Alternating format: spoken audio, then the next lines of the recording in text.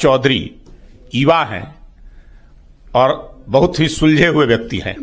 पहले भी, पिछली बार भी उप मुख्यमंत्री के तौर पे, वित्त मंत्रालय के तौर पे मुख्यमंत्री के साथ वो काम कर चुके हैं। उसके पहले भी और कई सारे विभागों का उन्होंने जो है जिम्मेवारी संभाला है। तो नमस्कार, अभी हमारे साथ हैं भारतीय जनता पार्टी के वरिष्ठ नेता, पूर्व विधायक और प्रखर प्रवक्ता प्रेमरंजन पटेल। सर स्वागत है आपको हमारे यूट्यूब चैनल खबरें बिहार लाइव। नमस्कार सर, अभी चर्चा का विषय बना हुआ है गृह मंत्रालय, जो आप लोग नीतीश कुमार से ले लिए हैं। लेने का सर कोई खास वजह? देखिए, सरकार का हेड कौन होता है? मुखिया, मुख्यमंत्री। और मुख्यमंत्री सरकार को चलाने के लिए विभागों का बंटवारा करते हैं मंत्रियों के बीच में।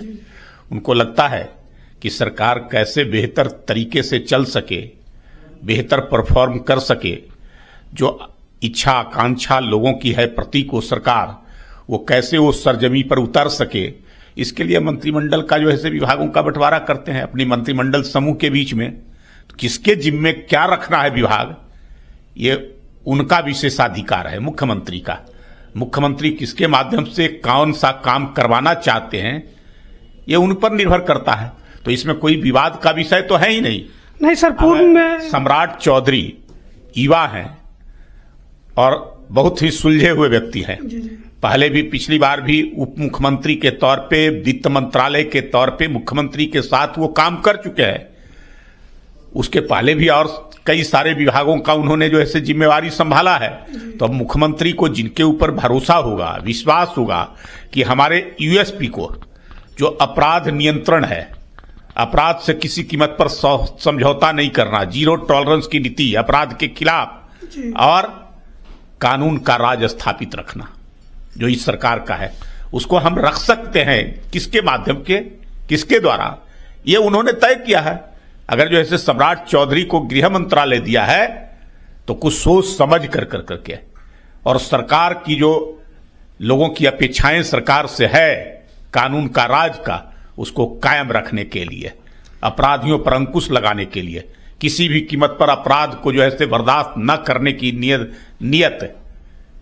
नीति, ये जो है उसके कारण जो है उनको दिया गया है। उस पर वो खरा उतरने का काम करेंगे। सुलझे हुए व्यक्ति हैं, समझदार व्यक्ति हैं, काम कर करके दूसरे विभागों में उन्होंने अपने आप को स्थापित किया है। तो मुख्यमंत्री को भरोसा है, इसलिए उन्होंने गृह मंत्रालय दिया है।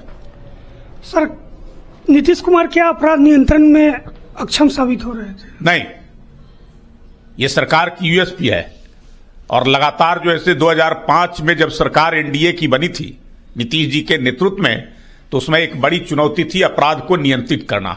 जंगल राज था बिहार में, भय, आतंक, दहशत का माहौल था। लोगों को लगता था कि कैसे इससे छुटकारा मिल सकेगा। लेकिन नीतीश कुमार जी ने अपने सोच समझ विवेक के आधार पर, और उन्होंने सैफ गठन कर करके, स्पीडी ट्रायल करा करके, अपराधियों को कड़ी हिदायत दे करके, और उन्होंने अपराध मुक्त इस बिहार को करने का काम किया था। 3.5 लाख से ज्यादा अपराधियों को जेल में बंद करने का काम किया था। और किसी भी कीमत पर कोई अपराध के खिलाफ समझौता नहीं, कोई उसकी पैरवी न कर सके, चाहे कितना भी पहुंच वाला, कितना भी बड़ा अपराधी हो, अपराध छोड़ना पड़ेगा और नहीं तो जेल जाना पड़ेगा। इस काम को उन्होंने किया है और वही आज तक जो है इस सरकार की जो है यूएसपी बनी हुई है।